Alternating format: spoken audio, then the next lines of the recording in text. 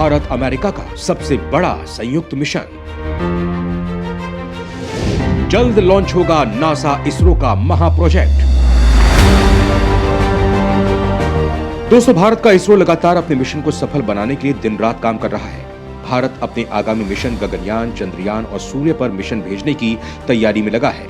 इस वक्त पूरी दुनिया भारत के इसरो पर टकटकी नजरों से देख रही है, क्योंकि भारतीय अंतरिक्ष अनुसंधान संगठन रोज नए नए धमाके करके हंगामा मचाता रहता है। दुनिया के रंगमंच पर देश की शान बढ़ाने के लिए इसरो जी जान से लगा रहता है। चंद्रयान 2 के बाद चंद्रयान 3 और गगनयान की तैयारी की जा रही है। भारत ने एंटी सैटेलाइट सिस्टम में सफलता प्राप्त करके पूरी दुनिया में पहले ही बवंडर मचा दिया है। और दोस्तों, यही कारण है कि आज दुनिया की तमाम स्पेस एजेंसीज भारत के साथ आगामी मिशन करने के लिए तैयार खड़ी हैं।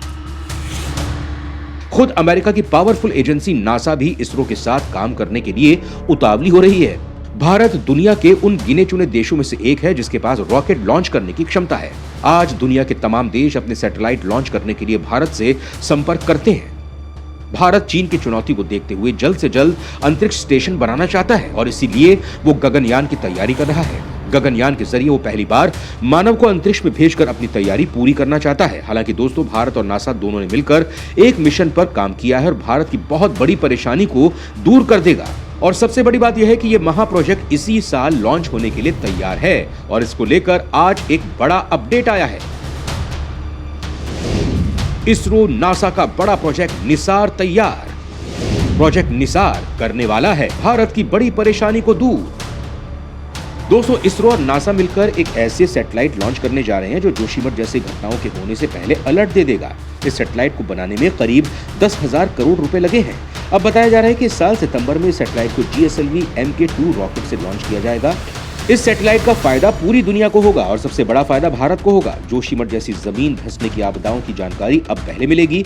अलर्ट जारी हो जाएगा, खासतौर से हिमालय के इलाकों में आने वाले शहरों को लेकर। सिर्फ इतना ही नहीं, अन्य सभी प्रकार की प्राकृतिक आपदाओं की सूचना भी हमें पहले मिल जाएगी, क्योंकि भारतीय अंतरिक्ष अनुसंधान संगठन यानी इसरो और अमेरिकी स्पेस एजेंसी नासा इस साल सितंबर में एक ऐसा सैटेलाइट लॉन्च करने वाले हैं जो दुनिया को प्राकृतिक आपदाओं से बचाएगा।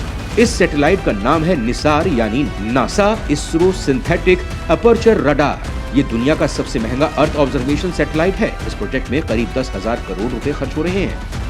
सिर्फ किसी शहर के धंसने की घटना ही नहीं, ये सैटेलाइट पूरी दुनिया पर नजर रखेगा। ये बवंडर, तूफान, ज्वालामुखी, भूकंप, ग्लेशियरों का पिघलना, समुद्री तूफान, जंगली आग, समुद्रों के जल स्तर में बढ़ोतरी समेत कई आपदाओं का अलर्ट देगा। निसार स्पेस में धरती के चारों तरफ जमा हो रहे कचरे और धरती की ओर अंतरिक्ष से आने वाले खतरों की सूचना भी देता रहेगा। ये सैटेलाइट 1 फरवरी 2023 को पासाडेना स्थित जेट प्रोपल्शन लेबोरेटरी से भारत के लिए रवाना किया जाएगा। इस मौके पर ISRO chief doctor S Somnath के रहने की भी उम्मीद है। इसरो चीफ ने कहा था कि पहले सैटेलाइट के पेलोड्स को जेट प्रोपल्शन लेबोरेटरी भेजा गया।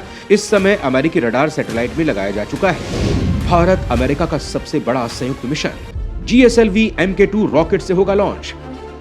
दरअसल निसार के लिए सैटेलाइट्स और उसके पेलोड्स की कई बार टेस्टिंग हो चुकी है। ये भारत और अमेरिका अब तक का सबसे बड़ा संयुक्त साइंस मिशन है। निसार में 2 प्रकार के बैंड होंगे, L और S। ये दोनों भारत पर पेड़ पौधे की घटती बढ़ती संख्या पर नजर रखेंगे, साथ ही प्रकाश की कमी और ज्यादा होने के असर की भी स्टडी करेंगे। S बैंड ट्रांसमीटर को भारत ने बनाया है और L बैंड ट्रांसपोंडर को नासा ने। इसे GSLV MK2 रॉकेट से छोड़ा जाएगा। इसका रडार इतना दमदार होगा कि ये 240 किलोमीटर तक की क्षेत्रफल की एकदम साफ तस्वीरें ले सकेगा।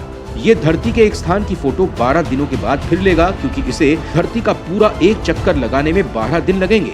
इस दौरान ये धरती के अलग अलग हिस्सों की रैपिड सैंपलिंग करते हुए तस्वीरें और आंकड़े वैज्ञानिकों को मुहैया कराता रहेगा। इस मिशन की लाइफ 5 साल मानी जा रही है। इस दौरान निसार ज्वालामुखी, भूकंप, भूस्खलन, जंगल, खेती, गीली धरती, परमाफ्रॉस्ट, बर्फ का कम ज्यादा होना आदि विषयों की स्टडी करेगा। निसार सैटेलाइट में एक बड़ा मेन बेस होगा जिसमें कई इंस्ट्रूमेंट लगे होंगे, साथ ही कई ट्रांसपोंडर्स, टेलीस्कोप और रडार सिस्टम होगा। इसके अलावा इसमें से एक आर्म निकलेगा जिसके ऊपर एक सिलेंडर होगा। ये सिलेंडर लॉन्च होने के कुछ घंटों बाद खुलेगा तो इसमें डिश एंटीना जैसी एक बड़ी छतरी निकलेगी। ये छतरी ही सिंथेटिक अपर्चर रडार है। यही धरती पर होने वाली प्राकृतिक गतिविधियों की इमेजिंग करेगी।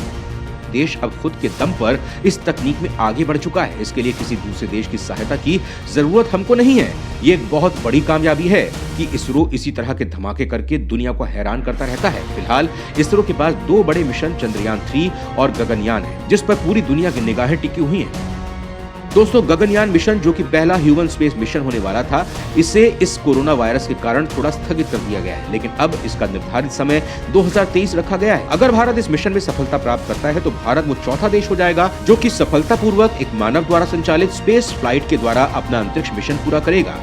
केंद्रीय विज्ञान एवं प्रौद्योगिकी राज्य मंत्री जितेंद्र सिंह ने कहा है कि अगले वर्ष भारतीय मूल के 1 या 2 मानव अंतरिक्ष में जाएंगे। हमारी गति नियम की तैयारी हो चुकी है। उससे पहले इस साल के अंत तक 2 ट्रायल किए जाएंगे। उन्होंने बताया कि पहला ट्रायल खाली होगा और दूसरे में एक महिला रोबोट को भेजा जाएगा। इसका नाम व्योम मित्र रखा गया है। इन दोनों मिशन के आधार पर तीसरे मिशन में हमारे अंतरिक्ष यात्री जाएंगे। उन्होंने कहा कि भारत विश्व के पटल पर तेजी के साथ प्रगति करने वाला देश बन गया है।